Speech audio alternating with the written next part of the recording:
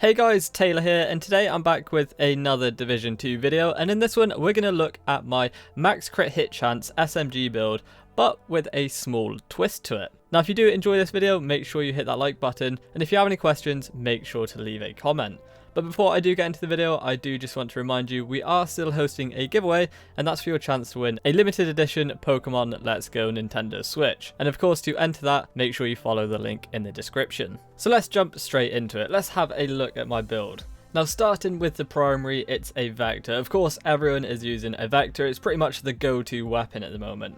But unfortunately, I don't have the 45 ACP round version of the Vector, I only have the 9mm round version. So already I knew it was going to be difficult to achieve max crit hit chance, because of course you can't fit all of the best crit hit chance mods on this version of the Vector. So the mods I'm currently using are the Reflex Sight, which is plus 10% crit hit damage, the 9mm magazine, which adds 10 rounds, but reduces 5% crit hit chance, the laser pointer, which gives me 10% crit hit chance, and then the small suppressor, because that increases my accuracy by 20%. So yeah, I'm only really getting around 20% crit hit chance from the Vector alone, and other Vectors can actually produce up to around 50% crit hit chance. So like I said, I knew I was going to struggle. But gear is where it worked out for me. Starting with the mask, I'm using a Douglas & Harding brand set, and I am wearing 3 pieces of that. So the following brand set bonuses are 5% accuracy, plus 10% crit hit damage, and then finally the plus 7% crit hit chance for wearing all 3 pieces. And as well as that, the attribute gives me plus 2.5% crit hit chance. Now remember, I said this build has a small twist. The first talent kind of gives that away. I've got Restorative, which is plus 10% health on kill.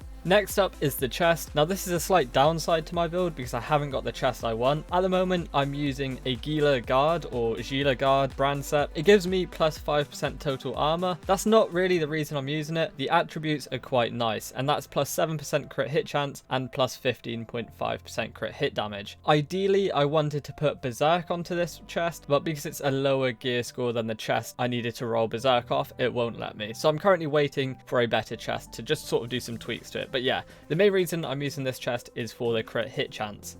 Moving on to the holster, this is the second part of the 3 pieces of Douglas & Harding, so I'm not going to go back over the brand set bonuses, but this one I rolled plus 7.5% crit hit chance onto.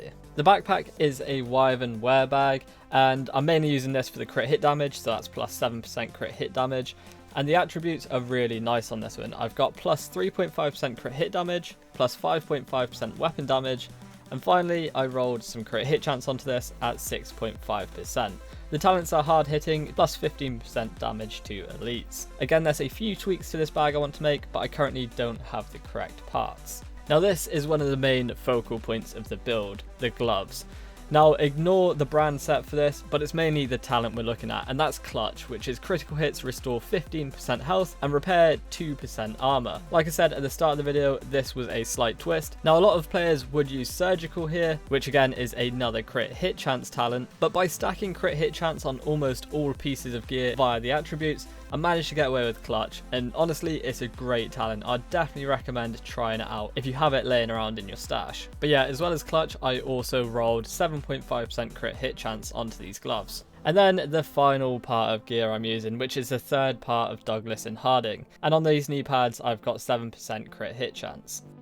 So yeah, as you can see, you don't need a god rolled Vector and all of those attachments that require some good RNG luck. You're just going to have to make sure you take a look at your gear and roll crit hit chance where possible. And like I said, I didn't even need Surgical to hit the cap. Not that the skills are a focal point in this build whatsoever, but just in case you did want to know, I'm currently using the Hive and have been using the Stinger Hive pretty much since I picked up the game. It's easily one of my favourite skills to use.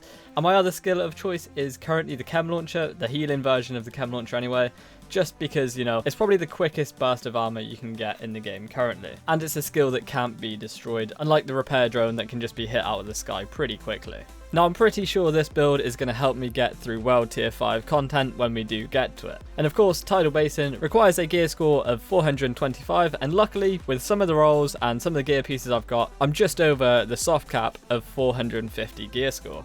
So yeah, by no means is it the perfect build, but hopefully it answers a lot of questions I had in a video a couple of days ago on how to reach max crit hit chance, because without having the vector where you can apply all of the good crit hit chance mods, it's pretty difficult. So yeah, like I said, hopefully this video cleared up some of those questions.